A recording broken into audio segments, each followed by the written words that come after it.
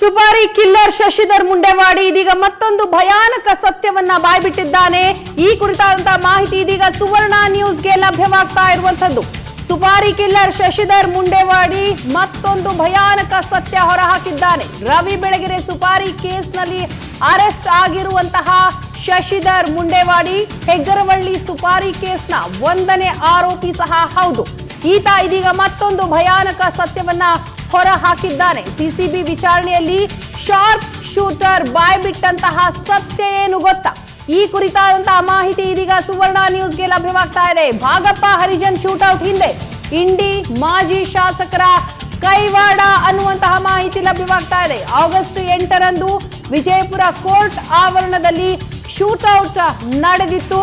ಭಾಗಪ್ಪ ಹರಿಜನ್ ಮೇಲೆ ಕೋರ್ಟ್ ಆವರಣದಲ್ಲಿ ಗುಂಡಿನ ದಾಳಿ ನಡೆದಿತ್ತು. ಇದರ ಹಿಂದೆ ಇಂಡಿ ಮಾಜಿ ಶಾಸಕರ ಕೈವಾಡ ಅನ್ನುವಂತಹ ಮಾಹಿತಿ ಇದೀಗ ಲಭ್ಯವಾಗ್ತಾ ಇದೆ. ಸುವರ್ಣ ನ್ಯೂಸ್ಗೆ ಸಿಸಿಬಿ ಮೂಲಗಳಿಂದ ಮಾಹಿತಿ ಸಿಗ್ತಾ ಇರುವಂತದ್ದು.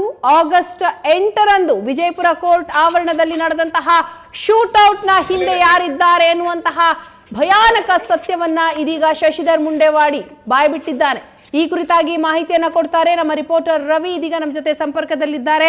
ಎಸ್ ರವಿ, ಇದೀಗ ಶಶಿಧರ್ ಬಾಯ್ಬಿಟ್ಟಿರುವಂತಹ ಮತ್ತೊಂದು ಭಯಾನಕ ಸತ್ಯದ ಕುರಿತಾಗಿ ಮಾಹಿತಿ ನೀಡೋದಾದ್ರೆ. ಕಲಿತ ರವಿ ಬೆಳಗೆರೆ ಸುಪಾರಿ ಕೊಟ್ಟಂತಹ ಪ್ರಕರಣಕ್ಕೆ ಸಂಬಂಧಪಟ್ಟಂತೆ ಈಗಾಗಲೇ ಪ್ರಮುಖ ಆರೋಪಿಯಾದಂತಹ ಶಶಿಧರ್ ಮುಂಡೆವಾಡಿ ಏನಿದ್ದಾನೆ, ಈತ ಈ ಒಂದು ಕೇಸ್ ಲಿಂಕ್ ಅಂತ ಅನ್ಬೋದು. ಯಾಕಂದ್ರೆ ಭೀಮಾ ತೀರದಲ್ಲಿ ರಕ್ತಸಿಕ್ತ ಅಧ್ಯಾಯವನ್ನು ಸೃಷ್ಟಿ ಮಾಡಿದಂತಹ ಶಶಿಧರ್ ಮುಂಡೆವಾಡಿ ಈಗಾಗಲೇ ಸಿಸಿಬಿ ಪೊಲೀಸರ ವಶದಲ್ಲಿದ್ದು 8 ದಿನಗಳ ಕಾಲ ಪೊಲೀಸ್ ಕಸ್ಟಡಿಯಲ್ಲೂ ಕೂಡ ಇರುವಂತದ್ದು. ಅಂದ್ರೆ ಆಗಸ್ಟ್ 8ರಂದು ಬಿಜಾಪುರದ ನ್ಯಾಯಾಲಯದ ಆವರಣದಲ್ಲಿ ಒಂದು ಶೂಟೌಟ್ ಆಗುತ್ತೆ. ಈತ ಚಂದಪ್ಪ ಹರಿಜನ್ ಶಿಷ್ಯ ಭಾಗಪ್ಪ ಹರಿಜನ್ ಮೇಲೆ ಶೂಟೌಟ್ ಆಗುವಂತದ್ದು. ಭಾಗಪ್ಪ ಹರಿಜನ್ ಮೇಲೆ ಶೂಟೌಟ್ ಮಾಡಿದ್ದು ಯಾರು ಅನ್ನುವಂತಹ ಪ್ರಶ್ನೆಗೆ ಪ್ರಶ್ನೆಗೆ ಕೂಡ ಉತ್ತರ ಹುಡುಕುವಂತಹ ಪ್ರಯತ್ನದಲ್ಲಿ ಸಿಸಿಬಿ ಅಧಿಕಾರಿಗಳ ಪ್ರಶ್ನೆ ಹಾಕುವಂತಹ ಸಂದರ್ಭದಲ್ಲೂ ಕೂಡ ಒಂದು ಮಾತು ಇಂಡಿಯಾ ಮಾಜಿ ಶಾಸಕರೊಬ್ಬರ ಕೈವಾಡ ಇದೆ ಅನ್ನುವಂತಹ ಮಾತು ಕೂಡ ಗೊತ್ತಾಗ್ತಿರುವಂತದ್ದು. ಎಸ್ ರವಿ, ತಮ್ಮ ಸಂಪರ್ಕ ಸರಿಯಾಗಿ ಸಾಧ್ಯ ಆಗ್ತಾ ಇಲ್ಲ, ಮತ್ತೆ ನಿಮ್ಮನ್ನ ಮಾತನಾಡಿಸ್ತೀವಿ.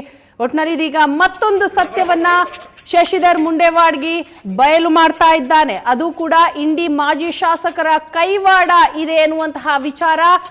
ಆಗಸ್ಟ್ 8ರಂದು ವಿಜಯಪುರದ ಕೋರ್ಟ್ ಆವರಣದಲ್ಲಿ ನಡೆದಂತಹ ಒಂದು ಶೂಟೌಟ್ ಪ್ರಕರಣದಲ್ಲಿ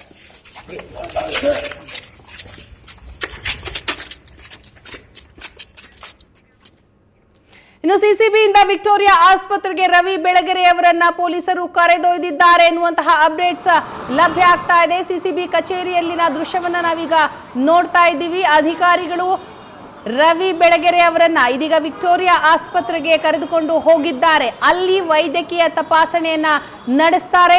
ತದನಂತರ ಅವರನ್ನ ಕೋರ್ಟ್ಗೆ ಪ್ರೊಡ್ಯೂಸ್ ಮಾಡಲಾಗುತ್ತೆ. ಅಲ್ಲಿ ಅವರಿಗೆ ಜೈಲಾಗುತ್ತಾ ಅಥವಾ ಬೇಲ್ ಸಿಗುತ್ತಾ ಅನ್ನುವಂತಹ ಪ್ರಶ್ನೆಗೆ ಉತ್ತರ ಸಿಗುತ್ತೆ. ಇನ್ನೇನು ಕೆಲವೇ ಕ್ಷಣಗಳಲ್ಲಿ ಕೋರ್ಟ್ಗೆ ಹಾಜರುಪಡಿಸ್ತಾರೆ ರವಿ ಬೆಳಗೆರೆ ಅವರನ್ನ ಸಿಸಿಬಿ ಪೊಲೀಸರು. ಈ ಸಂದರ್ಭದಲ್ಲಿ ಬೆಳಗೆರೆ ಅವರ ಕಸ್ಟಡಿ ವಿಸ್ತರಣೆಗೆ ಪೊಲೀಸರು ಮನವಿ ಮಾಡುವಂತಹ ಸಾಧ್ಯತೆಗಳು ಇದೆ ಅಂತ ಹೇಳಲಾಗ್ತಾ ಇದೆ.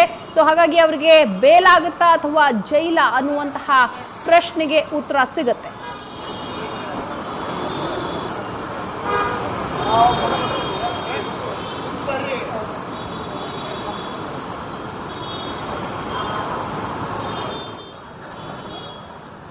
ರವಿ ಬೆಳಗೆರೆ ಅವರನ್ನ ಇದೀಗ ಸಿಸಿಬಿ ಕಚೇರಿಯಿಂದ ವಿಕ್ಟೋರಿಯಾ ಆಸ್ಪತ್ರೆಗೆ ಕರೆದುಕೊಂಡು ಹೋಗಲಾಗಿರುವಂಥದ್ದು.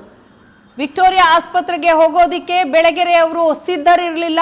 ಆ ಕಾರಣದಿಂದಾಗಿ ಪುತ್ರಿ ಚೇತನ ಅವರನ್ನ ಸಿಸಿಬಿ ತಂಡ ಕಚೇರಿಗೆ ಕರೆಯಿಸಿರುವಂಥದ್ದು. ತದನಂತರ ಚೇತನ ಅವರ ಮಾತಿನ ಮೇರೆಗೆ ಬೆಳಗೆರೆ ಅವರು ಇದೀಗ ವಿಕ್ಟೋರಿಯಾ ಆಸ್ಪತ್ರೆಗೆ ಹೋಗಿದ್ದಾರೆ. ಸಿಸಿಬಿ ಅಧಿಕಾರಿಗಳ ಜೊತೆ ವಿಕ್ಟೋರಿಯಾ ಆಸ್ಪತ್ರೆಗೆ ಹೋಗಿದ್ದಾರೆ. ಅಲ್ಲಿ ವೈದ್ಯಕೀಯ ತಪಾಸಣೆ ಆದ ನಂತರ ಅವರನ್ನ ಕೋರ್ಟ್ಗೆ ಪ್ರೊಡ್ಯೂಸ್ ಮಾಡಲಾಗುತ್ತೆ.